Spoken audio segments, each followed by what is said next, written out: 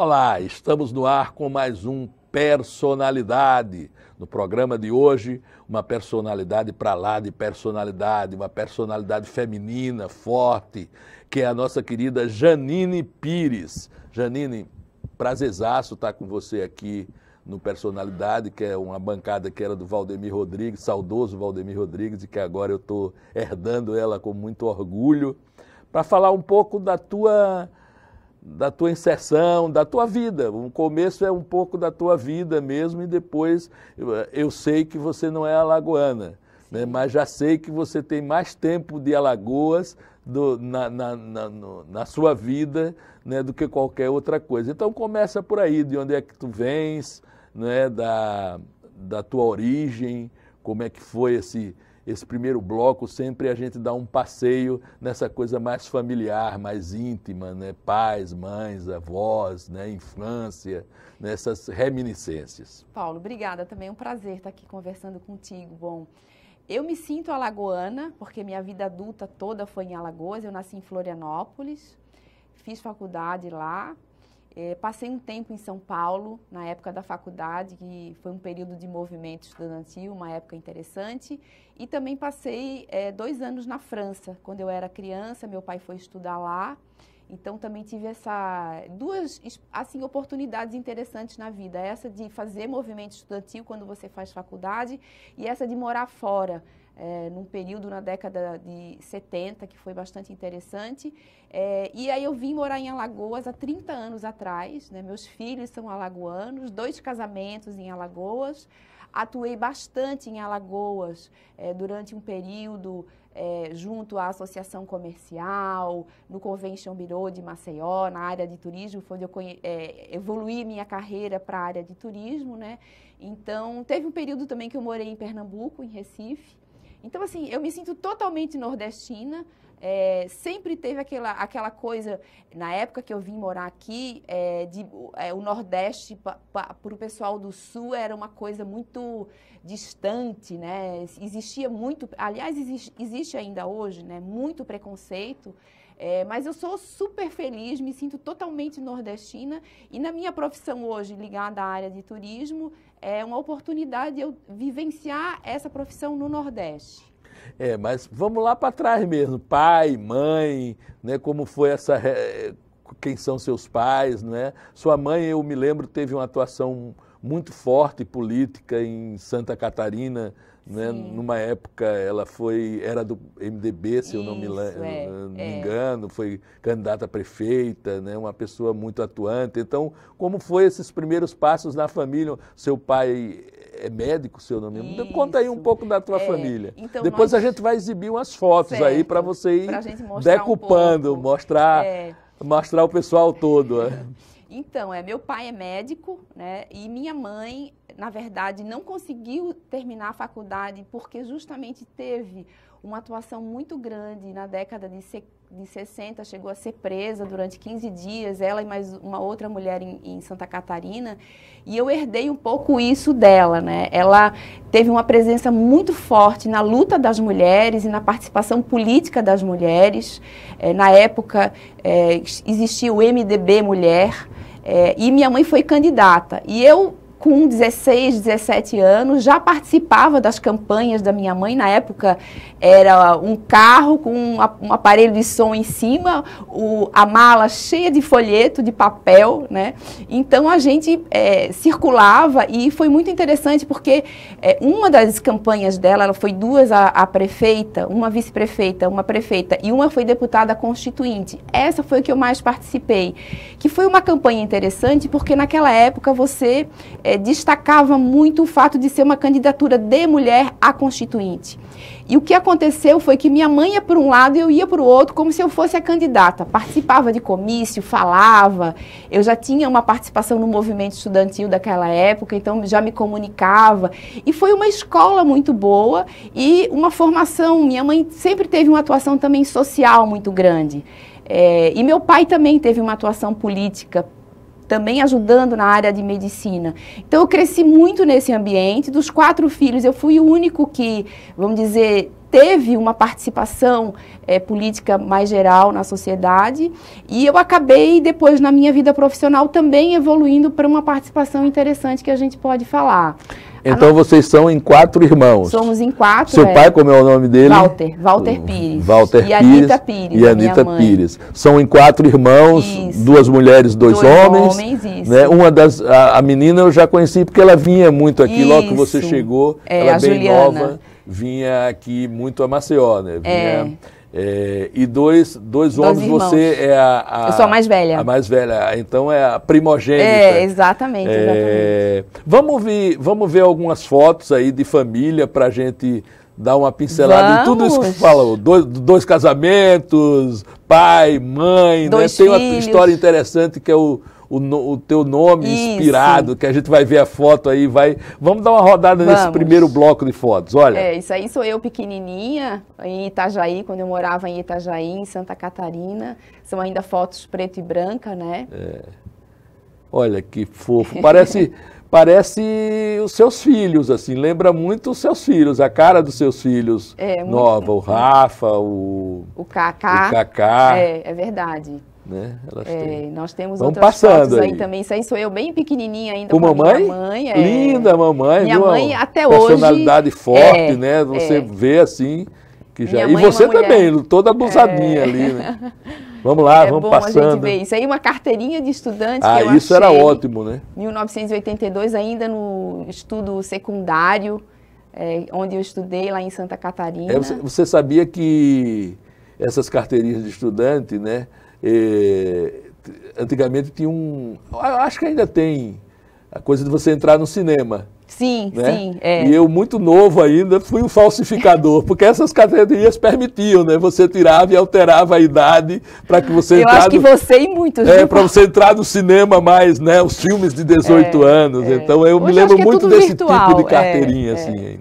Temos mais coisa aí também. Eu e meu irmão, a gente era muito parecido. Meu irmão, que é 1 ano e pouco de diferença de mim, o Luiz Henrique, que hoje tem 2 filhos. Aí também, minha mãe, o pequenininho, é meu irmão mais novo. E o Luiz Henrique também e eu. E a história do nome? Vamos parar um pouco nessa aí. O prédio é Giannini. A história eu vou contar rápida. Meu pai estudava em Curitiba, porque em Santa Catarina não existia faculdade de medicina. E minha mãe estudava em Florianópolis, na Universidade Federal. Ela acabou não conseguindo concluir a universidade e ela foi visitar meu pai. Naquela época se namorava por carta. E as cartas que minha mãe escrevia para o meu pai eram interceptadas pelo DOI-CODE.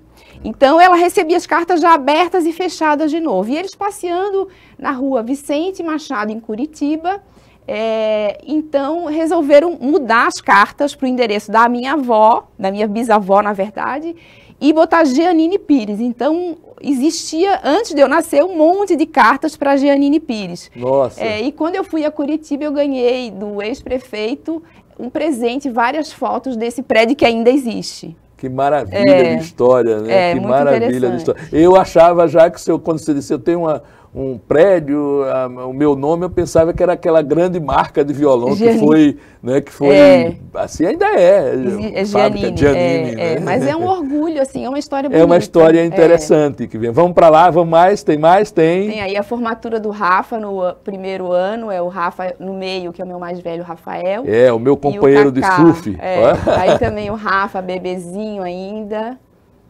E a gente tem outras fotos, eu e o Leopoldo, nosso que querido é meu Leopoldo. Meu amor, meu marido atual já quase 30 anos já juntos, E aí a família toda, desse último Natal. Meu pai, minha mãe, os 4 filhos e as esposas e os netos. Então já estão todos grandes e uma alegria muito grande. Você não tem neto ainda, né, Janine? Não tenho neto ainda não. Ainda não bebeu dessa coisa doce que é o neto. Essa foto mais atual, que somos Leopoldo e eu, o Cacá de vermelho, que é o meu mais velho, hoje ele mora fora, mora no Canadá, e o Rafael, que tem 29 anos já, é o meu mais velho, que você conheceu desde pequenininho. Sim.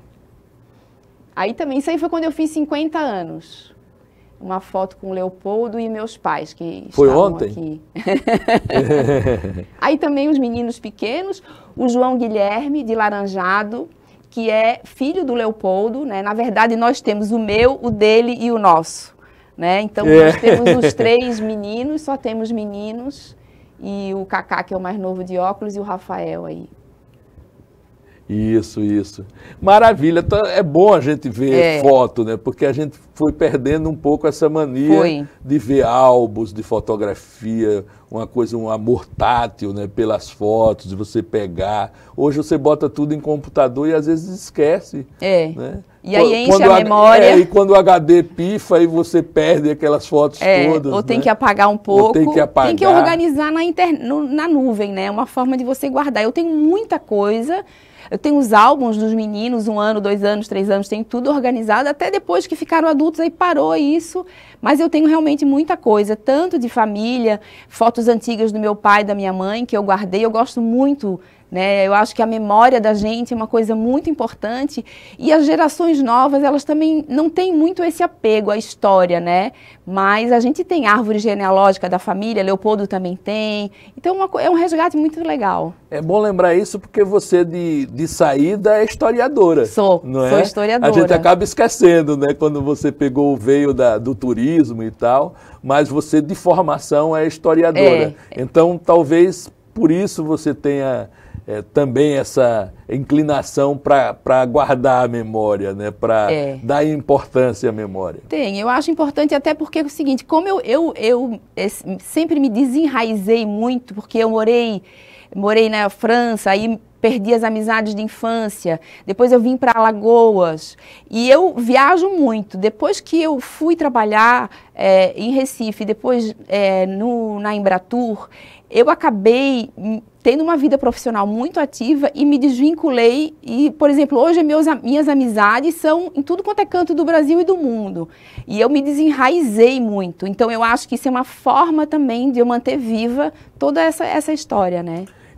É bom falar disso porque é uma parte que a gente acaba omitindo, porque você foi professora aqui. Fui professora. Né, da Universidade Federal de Alagoas. Fui professora da Escola Técnica Municipal aqui na Rua do Sol. Foi a minha primeira... Na verdade, Paulo, minha primeira profissão, eu fui professora de francês e eu tinha 12 anos. E você também foi tradutora. Fui. Né? Eu me lembro que quando no movimento estudantil, em qualquer... que tinha gringo para falar, chama a Janine, né? Chama a Janine que ela resolve aí. Né? Então, você também teve uma outra profissão além da que você está mergulhada hoje. É verdade. E a universidade, você deixou a academia mesmo? Você pretende voltar? Como é isso aí? Na verdade, eu fui professora da Universidade Federal e acabei, depois de um tempo, por conta do meu envolvimento com o turismo, tendo que me desvincular. Eu diminuí minha carga horária primeiro e depois eu não consegui compatibilizar. É uma pena, porque eu gosto muito, eu continuo estudando. Depois eu fiz 2 cursos de especialização, fiz um curso de mestrado em turismo na Espanha. Então eu acabei, eu continuei estudando francês, estudando inglês, estudando espanhol. Então assim, eu sou uma ávida por aprender. Hoje em dia eu faço vários cursos, se eu pudesse, se eu tivesse tempo, eu faria curso de tudo, porque eu adoro história. Turismo é uma área que tem uma vinculação muito grande com a cultura de maneira geral, né, com a história, com o patrimônio histórico, com o patrimônio natural. Então, assim, o turismo é uma coisa muito fascinante porque você está sempre em contato com coisas diferentes, aprendendo muita coisa. Então, eu acabo me envolvendo nisso e sempre aprendendo muito, que é uma coisa que me dá muito prazer. Isso, a gente vai fazendo um intervalozinho rápido agora, mas vai continuar com esse papo aqui com a Janine, mergulhando um pouco mais nessa nossa personalidade de hoje.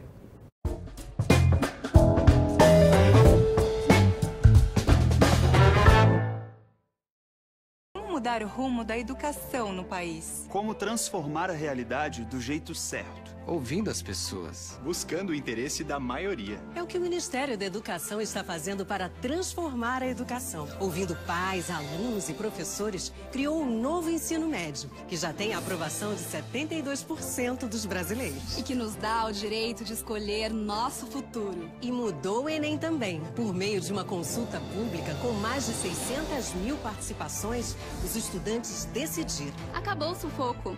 Agora as provas serão em 2 domingos. E o ensino básico vai ganhar uma base nacional comum curricular. A base define os conteúdos básicos que os alunos precisam aprender na escola. E foi construída com intensa participação da sociedade. Mais de 12 milhões de contribuições. É assim que garantiremos o direito de aprendizagem da atual e das futuras gerações. É o começo de uma grande mudança na educação. Ministério da Educação, Governo Federal.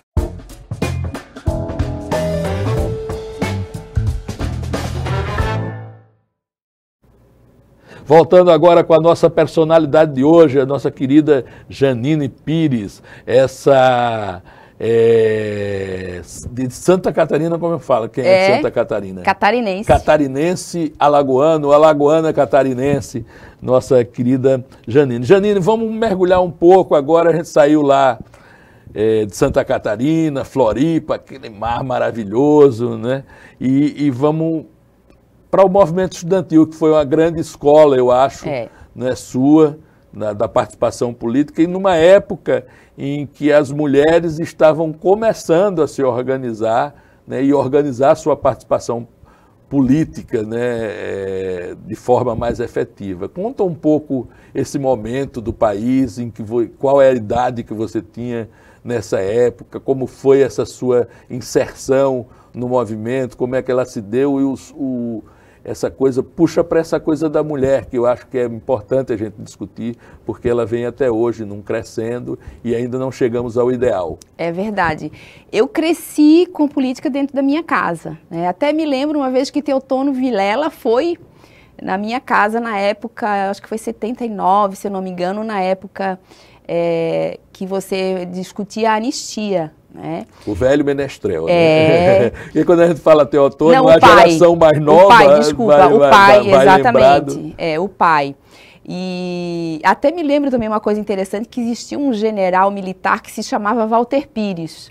E meu pai ficava assim um pouco incomodado porque era o mesmo nome. São essas coisas que tinha um apelido grotesco, era Caveirinha. Walter Pires. Eu não sabia. Era cara do terror mesmo, ele magro, assim, uma coisa. E era o mesmo nome, meu pai.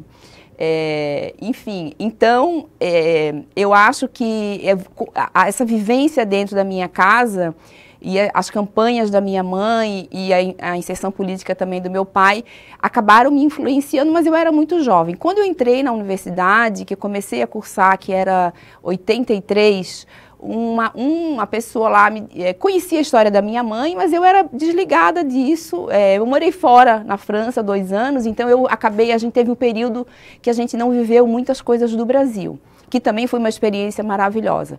E aí, uma pessoa disse assim, olha, vai ter uma chapa para concorrer para o diretório acadêmico, DCE. Você não quer participar? Eu não sabia muito bem o que era, falei para minha mãe. Aí minha mãe me empurrou, né, e tal. E a partir daí eu comecei, naquela época, a gente brigava muito pelas causas estudantis, brigava muito pela redemocratização do país, porque a UNE, que é a União Nacional dos Estudantes, era ainda ilegal, os partidos políticos de esquerda eram ilegais, então existia toda uma luta pela redemocratização. Eu participei muito disso, que foi em 85, depois veio o movimento das diretas, e aí eu fazia o curso e fazia política. Na verdade, eu atrasei 1 ano, meu curso foi quando eu fui para a UNE, que eu fui diretora, inclusive do departamento feminino da UNE, então eu era uma mulher, uma menina jovem, né, muito dedicada à causa da mulher, participei de muitas coisas no interior de Santa Catarina, viajei muito Paraná, Santa Catarina e Rio Grande do Sul, nessa época do movimento estudantil, e foi realmente uma experiência assim, maravilhosa. Eu acho que é uma escola muito grande, ensina você muita coisa sobre o mundo, sobre a vida, sobre as coisas que você não conhece, e também lhe faz entender um pouco como funciona também vamos chamar o debate ideológico, né, a posição das pessoas, ao mesmo tempo a importância da juventude participar, e eu destacaria muito a importância da presença feminina, que era uma coisa que a gente destacava muito. As mulheres se organizavam dentro do MDB Mulher, na época, todas as mulheres de todos os partidos, na verdade. E essa candidatura da minha mãe à Constituinte também, infelizmente ela não se elegeu, mas também me trouxe uma experiência. E eu acabei convivendo muito, né, com... União de Mulheres, né? Toda uma organização da mulher que começou a acontecer nessa época. E eu era muito nova, Paulo. Eu entrei na universidade com 15 anos. Eu comecei a faculdade de 15 para 16. E nessa campanha eu tinha 17 anos. Eu era realmente muito jovem. E era interessante porque quando eu ia junto com a minha mãe falava e o pessoal dizia: agora deixa a sua filha falar, deixa a sua filha falar. Porque eu era muito nova. Isso chamava muito a atenção das pessoas, né? Porque você não tinha uma participação nem de mulheres, nem de jovens.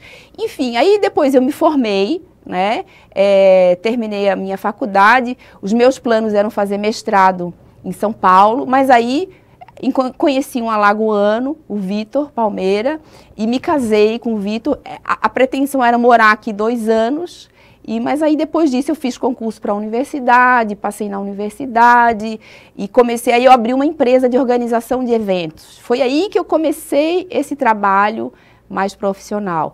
Mas essa inserção política, essa participação política, né, um dos legados enormes que eu tenho é a parte de comunicação, porque você aprende a se comunicar, né, por escrito, você aprende a falar em público. Então a gente nos congressos da Uni ou nos eventos de estudantes, você tinha 5, 8, 10 mil pessoas na sua frente. Então, eu tinha capacidade de pegar microfone, de falar. É um exercício muito bonito. E de organizar esses eventos também, né? Que são grandes eventos. São grandes eventos. Estruturas gigantescas, né? Para você ali. É uma escola boa aí para você fazer o que depois você acabou fazendo, como diz a história. Eu me dei conta o seguinte: você aprende, além disso, de preparar discurso, escrever artigo, a gente fazia os boletins da universidade, da Uni, tinha o jornal da Uni, a gente também aprendia, lembra, você deve ter tido essa experiência, pintava faixa, desenhava coisas. Então você acaba criando aprende a trabalhar em grupo, né? Aprende a transformar os interesses coletivos numa coisa muito mais valiosa do que o que você pensa, porque você pensa que existe outro que tem uma opinião diferente da sua, e você aprende também a ouvir a opinião, né? E saber também entender que às vezes você precisa ceder para a opinião do outro. Acho que você aprende a trabalhar em equipe, porque a gente era organizado, a gente tinha formas de organizar. Então, assim, são legados que você traz para a vida adulta e para a vida profissional, que são super importantes e que acabam fazendo a diferença, né? Hoje em dia você tem uma série de outros recursos que a gente não tinha. A gente viajava muito, andava de ônibus, andava de avião pelo Brasil inteiro, na época da Uni, participava de debates com os reitores das universidades, ia para o Congresso Nacional falar de assuntos que eram de interesse da educação e dos estudantes. Então você acaba... que isso, né? Ultrapassava isso, né? Porque também se ia para os grandes temas do país, né? E do mundo. Sim, né? Exatamente. Você acabava entrando em debates importantes para a sociedade e não só aqueles debates, como você falou, que eram vinculados à educação. Então você acaba conhecendo muitas pessoas, né? Então, assim, me recordo muito, Cristóvão Buarque era reitor da UNB na época, você teve ministros da educação, como Marco Maciel. Você ainda alcançou o Daci? Não alcancei. Mas, assim, eu conheci uma série de pessoas, né? Eu conheci Silvio Tendler, que trabalhava com cinema, cineasta. A gente fez, não fui eu, mas fizemos uma entrevista com Darcy Ribeiro. Conheci, enfim, toda essa área. Você foi diretora da Uni, Fui né? diretora da Uni. Eu não vou nem fazer você pagar esse mico, mas dá vontade. Você lembra do hino da Uni? Não. Eu acho que eu não lembro. Que era do Carlinhos Lira, eu me lembro. Sim, eu conheci Carlinhos União Lira. Nacional dos Estudantes, Mocidade Brasileira. Não tenho esse seu Nossa dom de força gravar. É nossa bandeira. Nossa força, nossa voz. De pé a juventude, a classe estudantil. A Uni somos nós. Nossa força, Uni nossa é a voz. nossa voz. Né? Então, mas vamos ver umas fotos dessa. Vamos Tem olhar. poucas, mas vamos ver essa Poucas, vamos. foto dessa época da Uni. Olha Isso aí aí era a nossa diretoria, né? Era a nossa diretoria. Olha o Vitor Palmeira lá. Vitor Palmeira está ali. A Gisela, minha amiga até hoje, que mora em Brasília. O Madeira, né? Também o Carlinhos da Bahia. A Ângela de São Paulo. O Giovanni de Goiás. Tem alguns amigos que não estão mais entre nós, infelizmente. Mas é uma boa... Aquele lá, o Renildo, não, né? Não. Renildo tinha sido o presidente da Uni antes dessa gestão. Vamos lá, mais uma.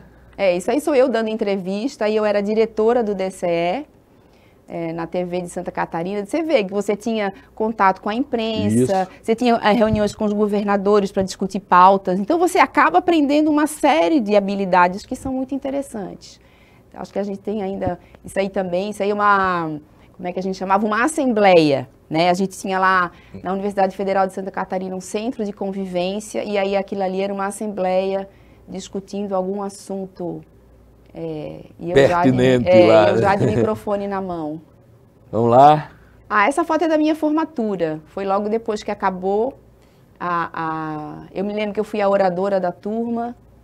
Na época eu destacava muito a importância de fazer história e não só contar história. Então eu tinha toda essa questão. E quem era do movimento estudantil, eu acho que é a última foto, quem era do movimento político, do movimento estudantil, disputava muito essas turmas ter a oratória nessa época, né? Vamos fazer o orador da turma e tal, que era uma forma de veicular, né? O que se pensava também. Os oradores de turma deixavam uma mensagem também, né? Eu até hoje tenho guardado, eu escrevi à mão, não existia computador na época, eu tenho escrito lá o papel, as folhas em que eu escrevi a minha fala, que você acordava também com o resto da turma, foi na Assembleia Legislativa. Então, teve toda uma inserção interessante disso daí para a gente poder falar um pouco tudo aquilo que a gente pensava. Eu acabei ficando, como eu falei, né, somente um ano a mais, era para eu fechar em 4 anos a universidade, eu fiquei um ano a mais, que foi o ano que eu morei em São Paulo, mas eu era muito estudiosa, sempre fui muito estudiosa, então eu fiz questão também, porque existia muito, não sei hoje em dia como é que está, o preconceito com o aluno que fazia movimento estudantil, porque diziam que a gente não estudava. Então eu acabei, só porque eu morei fora, que eu não consegui me formar, mas depois eu acabei terminando. A gente vai fazer um outro intervalozinho aqui, depois a gente volta, né, com mais Janine Pires, aprofundando um pouco mais, pegando a cabeceira da pista, como diz a história, e mergulhando na vida dessa nossa personalidade de hoje.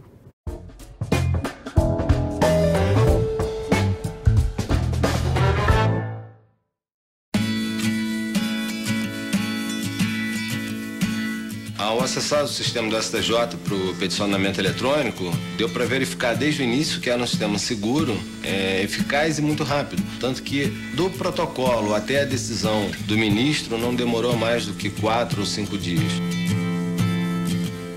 Os softwares estão todos disponíveis na própria página do tribunal, são softwares que não são pagos, então baixando os programas e a adoção do certificado digital, podemos fazer a petição com muita brevidade e economia.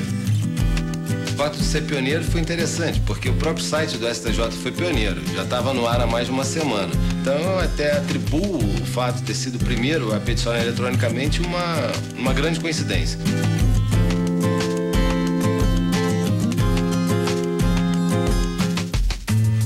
virtualização de processos, porque ter acesso fácil e rápido à justiça é um direito seu.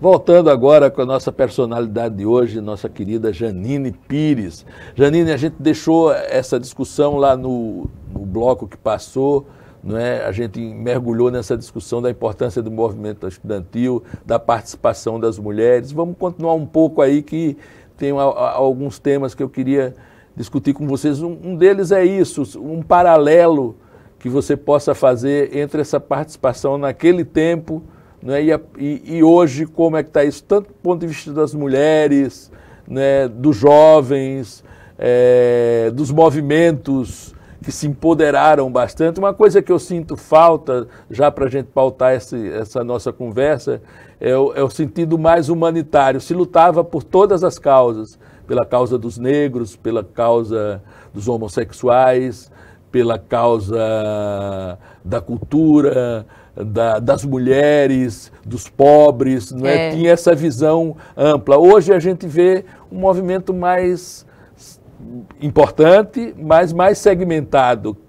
Cada pessoa tem a sua causa, tem o seu lugar de fala, não é? E uma certa fragmentação do sentido da humanidade, de que é importante, eu vejo pelo menos assim. Então, eu queria que você também procurasse fazer um paralelo de como você vê aquela participação e a participação hoje, né, que se observa da participação popular, não é? E da participação desses setores da sociedade nas transformações. Se é possível a gente fazer, você como historiadora também, fazer esse vínculo, assim, puxar um pouco essa discussão. Ela era uma discussão, eu acho, como você falou, mais unificada. Então, você tinha as mulheres que, além de trabalhar pela causa das mulheres, né, trabalhavam muito pela igualdade social, trabalhavam muito pela oportunidade para as pessoas negras. Então, existia uma unificação de bandeiras, né, em que também outros segmentos estavam inseridos. Eu me lembro muito bem uma vez que a minha mãe me falou assim, ela disse: minha filha, quando você tiver a minha idade, eu acho que hoje eu já tenho a idade mais do que a minha mãe, quando ela me disse isso, eu queria que a situação da mulher na nossa sociedade fosse diferente.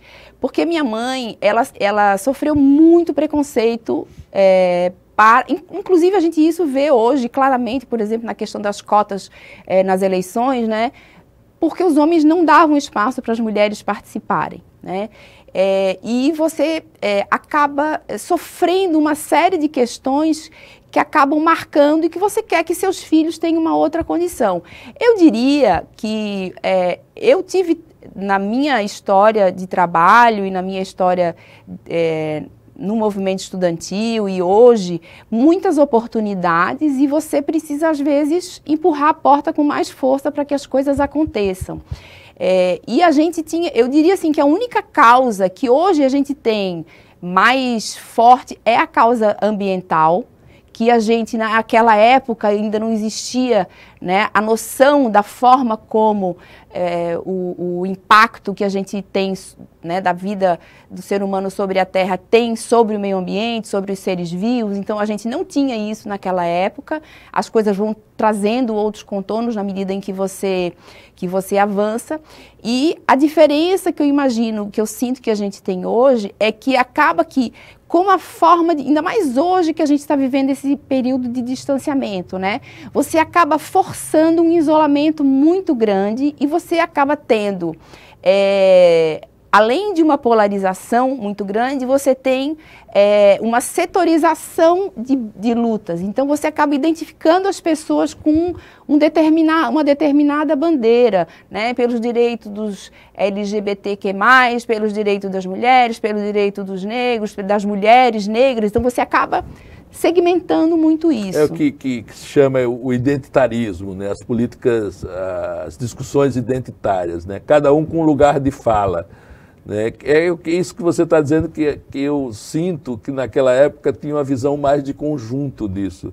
Era importante lutar pelos negros porque era importante lutar pela humanidade. Exatamente, né? Exatamente, porque é uma visão mais humanitária, exatamente. Você tinha uma visão do conjunto. É importante para brancos, inclusive, lutar. E a gente brigava muito contra as desigualdades sociais, você tinha é o que você falou mesmo, era uma visão mais holística, que acho que falta muito hoje, né? Às vezes as pessoas podem ter a visão, mas elas acabam se identificando com determinadas causas, e eu, pelo menos assim, eu procuro na minha vida profissional, colocar esse aprendizado para mostrar, por exemplo, se eu pego o setor de turismo, eu estou sempre procurando mostrar, olha, o turismo pode gerar emprego, ele pode ajudar na causa ambiental, ele ajuda a preservar a cultura, ele dá uma inserção social para as pessoas, porque ele dá oportunidades para as pessoas, porque ele é intensivo em mão de obra. Para o turismo ser sustentável, é preciso cuidar do meio ambiente. Então, você acaba trazendo essas bandeiras. E naquela época, eu imagino que a gente tinha essas causas maiores. E também, a nível global, eu acho que a gente conseguia ter uma visão, não existia tanta comunicação como você tem hoje, acesso a tantas coisas como você tem hoje, mas você tinha, na verdade o mundo vivia também outros momentos, eram muito diferentes, foi tudo antes, inclusive, da globalização, da economia, né? Por exemplo, morar fora, como era a coisa que eu fiz hoje em dia, é uma coisa comum, mas na época meu pai pegar mulher e 3 filhos e passar 2 anos fora, era uma coisa inimaginável, para muita gente. Você pagava um depósito compulsório para morar no exterior, né? Então, você realmente vivia outro momento.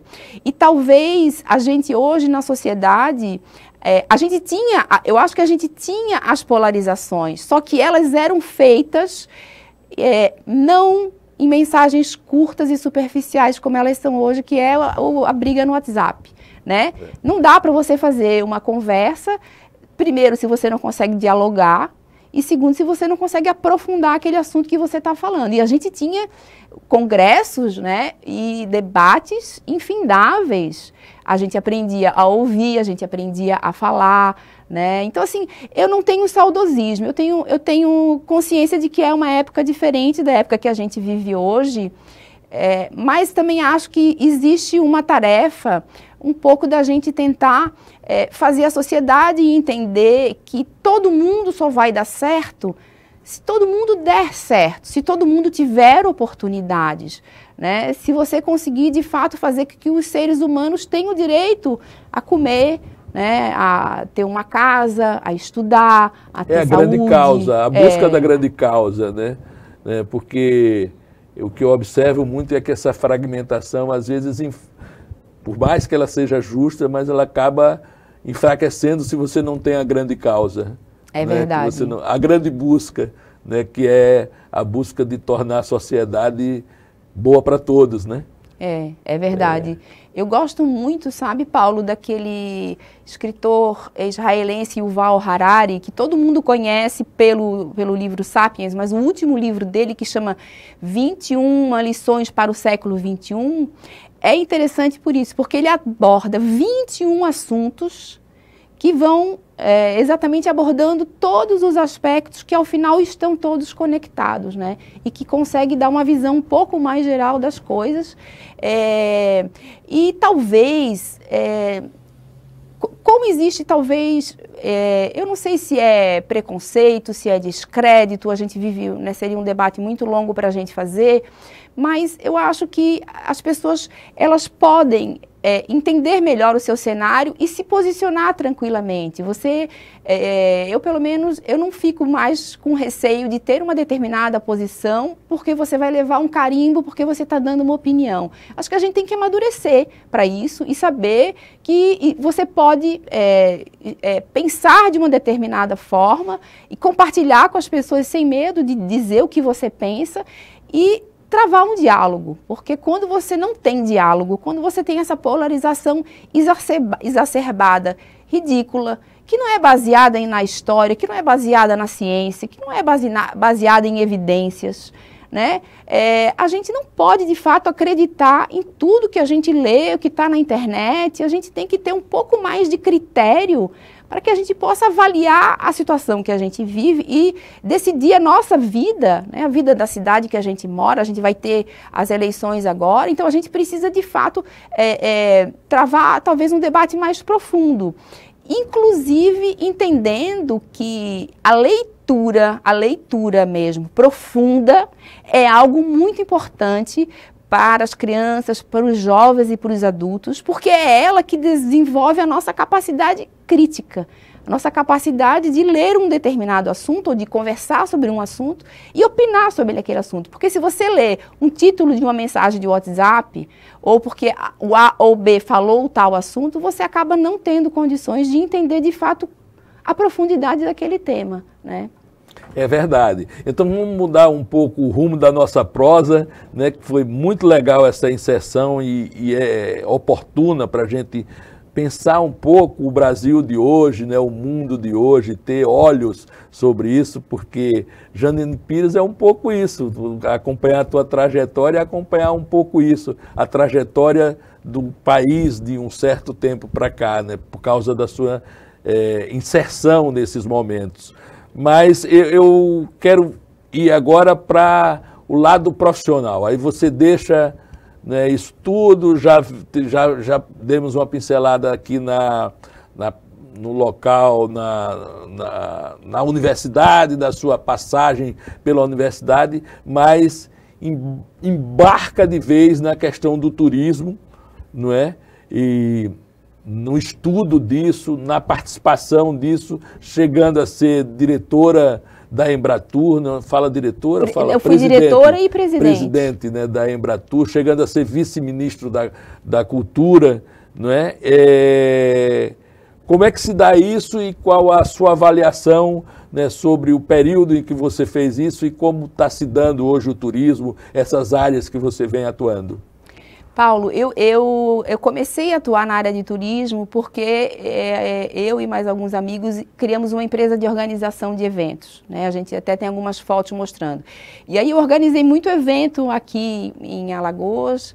Você às vezes também foi locutor também desses eventos. Fui contratado várias vezes. A gente fez um festival de música estudantil, eu fiz vários eventos, congresso de corretores de seguros, congressos de todas as categorias profissionais, grandes eventos de rua, carnaval, São João, enfim, eu entrei nesse mundo e esse mundo acabou me levando para o Maceió Convention Bureau, que é uma entidade que reúne as empresas dos vários setores de turismo. E nessa minha trajetória no Maceió Convention Bureau, eu acabei conhecendo as pessoas do turismo em nível nacional. E aí, em 2003, eu estava morando em Recife, eu fiquei quase 5 anos aqui no Maceió Convention, e foi um ciclo que se completou. Leopoldo e eu fomos morar em Recife, que Leopoldo também iria aprofundar e ampliar o trabalho dele lá, e aí eu acabei ficando 2 anos no Recife Convention e fui para a Embratur. Esse período foram 8 anos, né? Eu fui diretora e presidente da Embratur. Foi, assim, a grande experiência profissional da minha vida. Foi uma oportunidade muito boa porque a gente teve a capacidade de desenvolver um trabalho, de fato, muito profissional, focado em pesquisas, focado em estudos, com pessoas de diversas áreas. E uma das coisas que eu acho que foi muito legal foi que a grande maioria das pessoas era de São Paulo e do Rio, do Sudeste, e eu era do Nordeste. Então, o turismo no Nordeste era outro, era muito diferente. E eu acabei, então, trazendo muita coisa da especificidade do Nordeste para essa experiência que a gente teve na Embratur durante esse período. O telefone tocou aqui, aí me desconcentrou, já pensando. Sempre acontece isso, o telefone toca. Essa ida sua para a Embratur e depois um pouco no Ministério da Cultura também. Sim. Quer dizer, uma área que também é correlata, que andam ali pertinho. Como foi essa passagem pela cultura? Muito complicado, né? Cultura é um vespeiro, como diz a história. A experiência no turismo me levou, assim, a primeiro botar em prática uma parte minha que eu queria muito ter sido diplomata. né? Era uma vontade que eu tinha, que a minha vida acabou indo por outros caminhos, e o trabalho da Embratur é promover o Brasil no exterior. Então, assim, eu tive uma experiência de vida muito legal, porque eu lidava com os embaixadores, com as embaixadas, com o Itamaraty, tive em várias visitas presidenciais quando o presidente Lula foi, por exemplo, a primeira vez para a China, nos Estados Unidos, enfim, a Europa, eu viajava, trabalhava muito, então foi assim um período de muito aprendizado, de muito relacionamento, porque quando você está assim, da fronteira do Brasil para fora, o que interessa é o Brasil, não interessa que o presidente é A ou B, as pessoas não estão querendo saber quem é que está lá de plantão. E aí, quando eu fui para a cultura, a experiência foi um pouco diferente, porque como eu era secretária executiva, né, vice-ministra, como você falou, e aí é uma experiência de coordenar, o Ministério da Cultura na época tinha 6 secretarias e... Saudoso Ministério da Cultura. O saudoso Ministério da Cultura, e tinha 6 secretarias nacionais e tinha, se eu não me engano, 8 órgãos vinculados, né? Tinha a Funarte, a Ancine, a Biblioteca Nacional, a Fundação Palmares, enfim, o Instituto de Museus, e aí foi um trabalho, eu fiquei quase 2 anos lá, foi um trabalho extremamente legal, porque eu ajudei a coordenar a mudança da Lei Rouanet, a Lei de Direitos Autorais, conduzi um trabalho de modernização do Ministério da Cultura junto com um movimento de empresários que ajudava a modernizar a gestão, né? E aprender também a entender muita coisa que acontece em esfera de governo federal, né? Que você acaba entendendo muito como as coisas funcionam, né? Por exemplo, hoje quando alguém fala assim no Brasil, reforma administrativa, pela minha experiência, eu vejo, né, que o que de fato deveria ter uma reforma administrativa. Quando você fala em servidor público, eu tive experiências em saber como é a realidade do servidor público, por exemplo, no governo federal. Então, você acaba aprendendo também muita coisa de como funcionam as relações, como funciona um orçamento, como que é aprovado um orçamento no Congresso Nacional, como que você se relaciona com o Congresso, né? E você tem boas e más experiências, né? E eu tive, assim, é uma das coisas que eu mais tenho orgulho, é que eu tive uma vez um processo no Tribunal de Contas da União, que por conta de uma matéria de jornal, porque eu viajava muito, então eu tinha muita passagem aérea e muita diária para viajar, e aí, enfim, esclarecido... Natural, né? Natural do cargo, mas, enfim, esclarecida e resolvida, né? Tive todas as contas aprovadas, nunca tive, nem na Embratur, nem no Ministério da Cultura, nenhum problema. Então, assim, eu tenho muito orgulho dessa passagem minha também, e a gente precisa também acreditar que existem pessoas, né? Existem parlamentares, existem pessoas no executivo, que são pessoas que têm um compromisso de fato em fazer as coisas acontecerem. Depois eu tive a experiência aqui em Alagoas, fui secretária de Desenvolvimento Econômico e Turismo, mais ou menos 1 ano e meio na primeira gestão do governador Renan Filho, que foi uma experiência também bastante diferente e que eu aprendi muito, mas ao final eu acabei, de fato, dizendo assim, olha, minha contribuição pública, né, foi muito boa, mas eu tinha muita vontade de me dedicar à área de turismo como uma consultora, como palestrante, e é onde eu me realizo hoje. Isso. A gente vai fazer um último intervalo agora e depois volta para arrematar essa história toda, mergulhar nisso que a Janine colocou aí, que é o fruto do seu trabalho atual, que é nessa consultoria, dissecando mais a questão do turismo, contribuindo para a questão do turismo.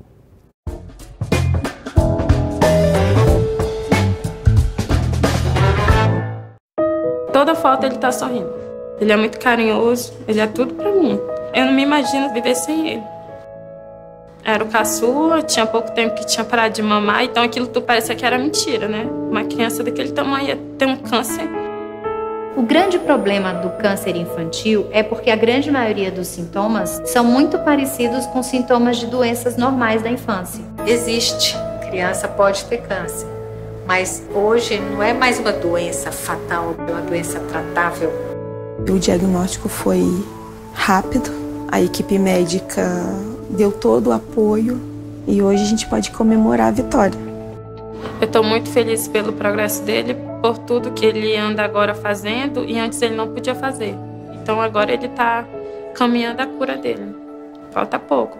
É um amor, é uma vitória para mim e para ele.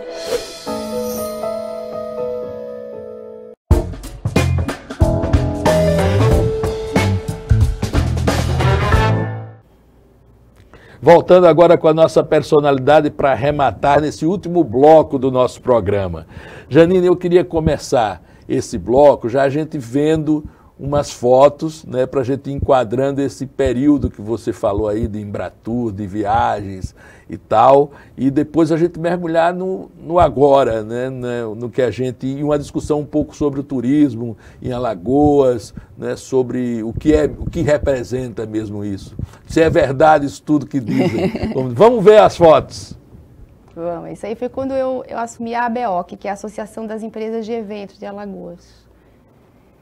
Acho Vamos que lá. Foi um discurso de posse. Isso aí era na Embratur. A foto oficial? Não, acho que nem existia foto oficial, mas aí a gente tem algumas fotos de alguns períodos, de algumas atividades que eu fiz. Aqui ainda em Alagoas, um dos eventos que a gente fez, que a gente organizava, da experiência de trabalhar com congressos. Isso tudo que a gente falou aí, né? No Congresso de Procuradores do Estado. Essa foto é muito legal, tem um carinho muito grande, e foi quando a Embratur, eu era presidente da Embratur, a Embratur fez 40 anos. E esse era o ministro Valfrido Mares Guia, que era o ministro do Turismo, e eu reuni todos os ex-presidentes da Embratur para fazer um evento resgatando a história da Embratur. Foi muito, muito... Estavam lá, além dos me lembro, o atual governador João Dória, que foi também presidente da Embratur, o Eduardo Sanovics, que foi antes de mim, que hoje é presidente da ABEAR, da Associação Brasileira das Empresas Aéreas, o Caio Carvalho, hoje, que trabalha na área de cultura da Band TV em São Paulo, né? Então são alguns dos colegas que eu lembro aí. Vamos lá. Isso aí é uma foto mais atual. Das lives, né? É o tempo das lives. Tô eu em casa, né? Ali só aparece a parte de cima, o cachorro olhando. E o marido tirando foto, porque é o período agora que a gente passou realmente discutindo, conversando. Todo mundo, né? Por mais que estivéssemos longe, acabamos ficando perto todos, né? Foi. Aí tá um pouco misturado as próximas fotos. Isso aí também é uma palestra que eu fiz em Fortaleza recentemente, na área de turismo, muitos congressos, muitos eventos. Isso aí é uma consultoria que eu dei no Pantanal, fiz um projeto de marketing do Pantanal do Mato Grosso e estávamos apresentando aí os resultados. Isso aí é um evento que tinha na Itália, muito interessante, que eram pessoas do mundo inteiro discutindo as tendências do turismo para o próximo ano. Então, eu participei durante muitos anos desse evento, já tinha saído da Embratur, mas é onde eu acho que eu estava aí vidrada, aprendendo um pouco. Janine, mergulhar nisso agora, o que representa o turismo realmente para Alagoas, que oportunidade é essa? Como é que a gente vem tratando isso, se vem tratando legal, o que é que falta? Um pouco o teu trabalho, o que você faz hoje, né, dando consultorias, né, falando sobre isso, sendo um arauto disso aí para o Brasil. Uma curiosidade, a Embratur existe porque não acabaram, não? Existe, mas está uma situação bem complicada. Estão acabando tudo, agora a Ancine parece que está na reta. Isso que você falou das entidades vinculadas da cultura, muitas já não são mais, né? O próprio Ministério não existe mais. Bom, mas esse é um outro assunto. Vamos lá para o turismo. Vamos lá para o turismo e para o que representa isso em Alagoas. A gente é acostumado a ouvir desde criança, Alagoas, a vocação do turismo, a vocação para o turismo. E essa vocação, ela vai, mas assim, ela nunca se materializa no todo, né? Sempre tem aquele gostinho de que você podia, né, tá numa situação melhor. Então fala um pouco desse panorama em Alagoas e o que representa isso para a nossa economia, para o nosso futuro. Pronto, é por aí que eu queria começar. Que, na verdade, eu acho que assim, é o motivo pelo qual eu sou apaixonada pelo setor de turismo. que quando a gente conversa sobre turismo fora, né, da área profissional, a pessoa sempre está pensando eu como viajante, né? Eu passeando, eu viajando, fazendo uma viagem de negócios, de trabalho, de lazer, participando de um congresso. Só que eu vejo o outro lado, né? O lado que eu trabalho é o outro. E aí eu destaco assim, um pouco o que a gente falou no bloco anterior. Primeiro, a importância do turismo para a economia, para a inclusão social, para a geração de empregos, para a preservação do meio ambiente, para a valorização da cultura, para a valorização da identidade como um todo, né? Porque a atividade turística, ela, por mais que você tenha tecnologias, e elas são muito importantes, elas são intensivíssimas em mão de obra, e você tem dezenas de setores que são impactados diretamente, que você pensa assim no hotel, no avião, no transfer, no restaurante, mas você tem quem fornece roupa de cama, geladeira e travesseiro para o hotel, você tem a agricultura que fornece insumos, né, para a área de comida, você tem toda a parte de uma série de serviços que estão envolvidos. Então esse é um aspecto muito importante, que a gente cada vez mais está sempre falando e destacando. O outro aspecto, que é uma coisa que eu tenho me dedicado ultimamente, vem de um livro que eu li que diz assim, viajar é a sua receita. E esse livro, ele explorou um aspecto do turismo que eu tinha uma noção, mas que eu não tinha aprofundado ainda, que é o seguinte, quando você viaja, você tem um contato com o desconhecido, com o diferente, do ponto de vista do que aquele lugar oferece na língua que você está ouvindo, na história daquele lugar, nos costumes daquelas pessoas. Então você entra numa área de desconforto, porque você acaba enfrentando algo diferente. E ali você tem uma grande oportunidade de aprendizado. Você tem uma grande oportunidade emocional de sair daquele seu ambiente do dia a dia e de ir para um cenário completamente diferente.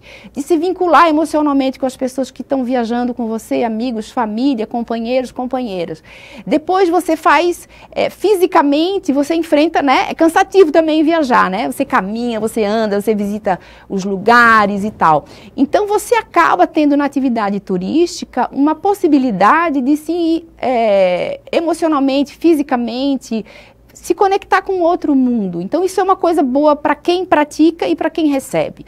No caso de Alagoas, e é um pouco que você falou, você pega todos os ativos naturais e culturais de Alagoas, e se você somar isso com a infraestrutura que a gente já tem, com as possibilidades que a gente já tem, eu vejo a evolução do turismo bastante interessante nas últimas épocas. A gente agora, mesmo nesse período de reconstrução da atividade turística que a gente está tendo quando a pandemia começou a arrefecer, mas que ainda a gente tem que tomar muito cuidado, o turismo consegue se recuperar, né? E de fato existem uma série de atitudes que estão ajudando com que o turismo venha para frente. Eu diria que talvez o que a gente precisaria ainda investir mais em Alagoas, além de todos os aspectos que a gente já tem, seria ligar cada vez mais a preservação ambiental dos ativos naturais que a gente tem, né? Que eles são condicionantes para que a atividade turística aconteça. A preservação da nossa história, do nosso patrimônio histórico, da nossa arte, da nossa dança, da nossa música, de todas as manifestações da economia criativa são extremamente importantes, né? E fazer com que as pessoas que vêm visitar consigam ser um morador temporário. Então eles não querem algo plastificado, eles querem uma experiência autêntica e interativa. Então eu diria que isso é o que a gente poderia avançar mais para mostrar o que tem de diferente quando você vem para Alagoas, e são muitas coisas que tem, e a gente pode ainda avançar mais do que a gente já tem hoje. Você acha que a gente está rumando para essa construção aí, construindo isso? Eu entendo que sim, embora os investimentos que você tenha que fazer na área ambiental e na área cultural são muito grandes. E você acaba tendo situações em que as verbas públicas precisam ir, por exemplo, nesse caso agora recentemente, para a área de saúde, porque são prioridades que você tem na sociedade, né? Para a educação, que também sofreu muito recentemente. Então você precisa ter investimentos maiores. E também acho que você precisa ter uma parceria público-privada incentivada maior, né, por parte de governos e por parte de empresários, e acho que a Alagoas experimenta uma experiência interessante nesse sentido. Você tem que ter uma participação maior, porque cada vez menos os estados estão menores, né, os estados enquanto organizações públicas, e a atividade econômica precisa inserir-se mais, né, em todo o trabalho de preservação, de responsabilidade corporativa, de valorização dos ativos, e eu vejo que os empresários em Alagoas têm uma visão bastante interessante nesse sentido.